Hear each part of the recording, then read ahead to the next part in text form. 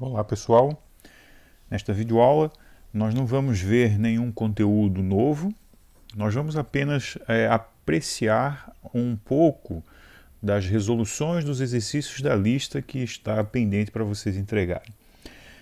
Na verdade, não vou resolver os exercícios, eu vou comentar os exercícios a fim de esclarecer alguns aspectos que talvez possam estar causando alguma dificuldade. Então, nesse momento, eu vou me concentrar nos 3 primeiros exercícios da lista, são os problemas um pouco mais básicos, mas que talvez, entendendo melhor estes problemas, seja mais fácil de resolver os demais que estão propostos na lista. Então, eu vou começar com a questão de número 1.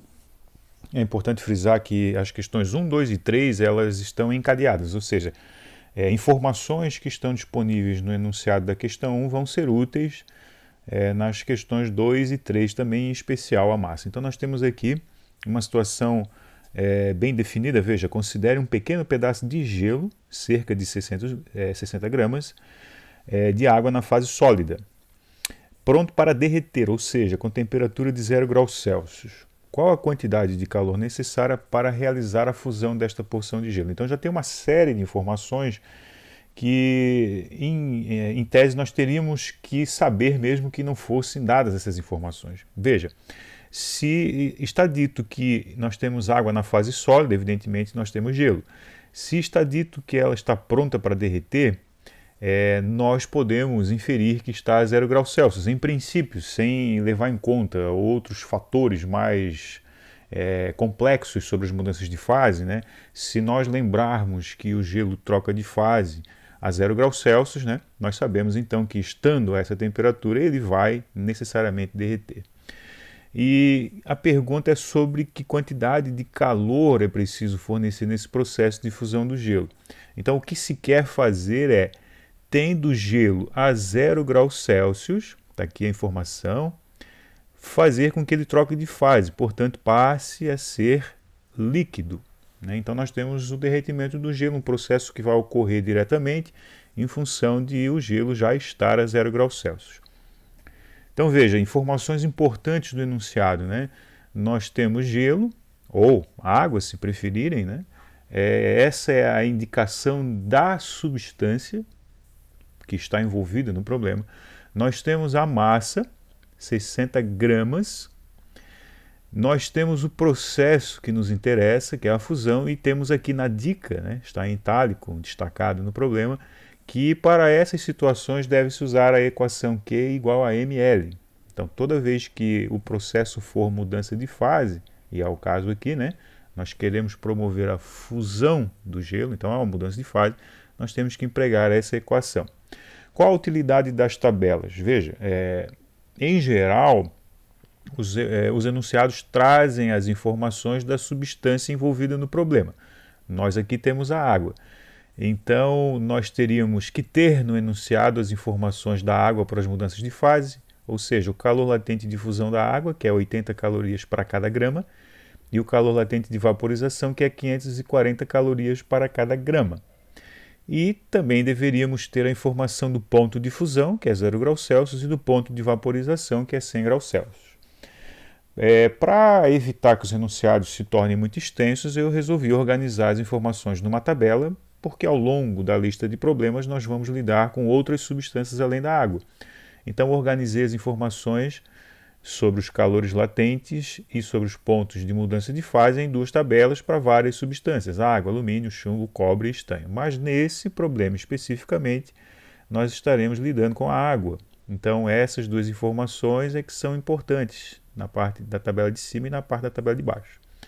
Como nós estamos no processo de mudança de fase, vamos usar a equação M vezes L. Quem é M? M é a massa da substância que está sendo submetida ao processo de mudança de fase. Então aqui teremos 60 gramas. E quem é o L? O L é o calor latente da substância. Como já vimos, é a água sofrendo fusão. Veja, aqui está indicado o processo, fusão. Então eu vou na tabela, localizo a água e busco o seu calor latente de fusão, que é 80. Então esse valor vai entrar aqui. 60 gramas vezes 80 do calor latente vai dar aí a resposta, que vem a ser a quantidade de calor necessário para essa porção de gelo passar para a fase líquida. Então, no processo do gelo se fundir para virar líquido, serão necessárias algumas calorias que vai vir como resultado dessa equação. 60 gramas de massa para um calor latente de fusão da água, que é 80. A segunda questão vai considerar a mesma porção de água, ou seja, 60 gramas, então essa informação não vai estar aqui no enunciado, só que agora a mudança de fase é outra, ela vai vaporizar. Então, considere agora que a porção de água da questão 1, ou seja, 60 gramas, esteja na fase líquida pronta para vaporizar, ou seja, ela já está no seu ponto de vaporização. O que se quer fazer é determinar a quantidade de calor necessária para que a água passe do estado líquido para o estado gasoso, já estando, portanto, a 100 graus Celsius. Então, é um processo de mudança de fase novamente. Mais uma vez, vamos utilizar a equação Q igual a mL, onde M é a massa da substância e L é o calor latente da substância.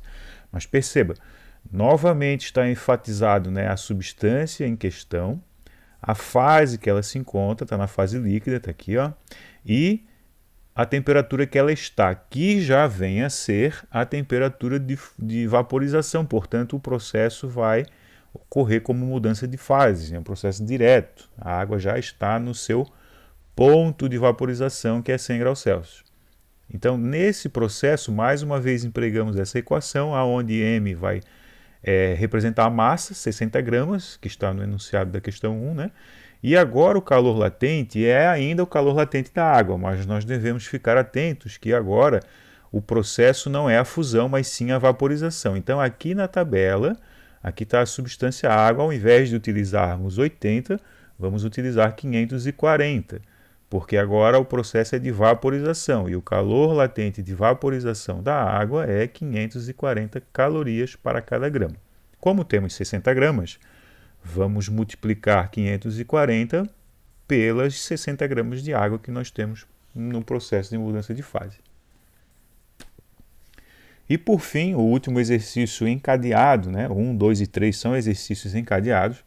Nós temos o processo intermediário. Depois que a água derrete e vira líquido, ela precisa ser aquecida até 100 graus Celsius para poder vaporizar.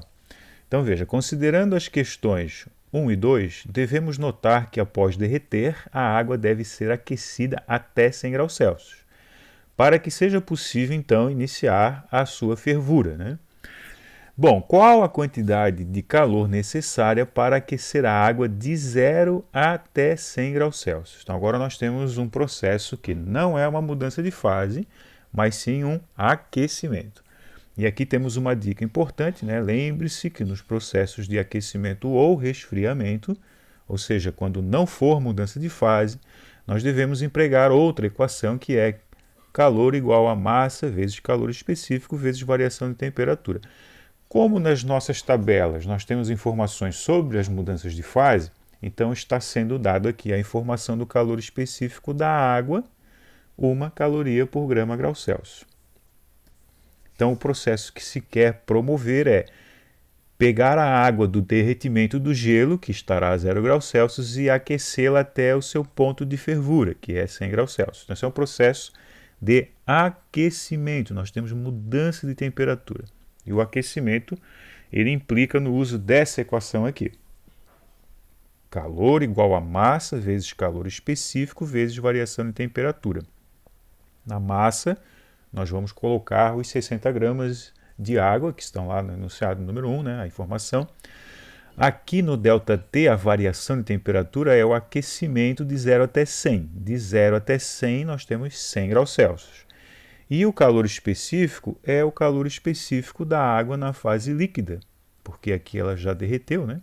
Então temos água na fase líquida e aí colocamos aqui o valor do calor específico. Então multiplicando 60 da massa por 1 do calor específico por 100 da variação de temperatura que queremos, né? Então nós teremos a resposta da questão. Bom, qualquer dúvida que ainda permaneça após esses comentários, vocês podem encaminhar para o e-mail do professor. Grande abraço.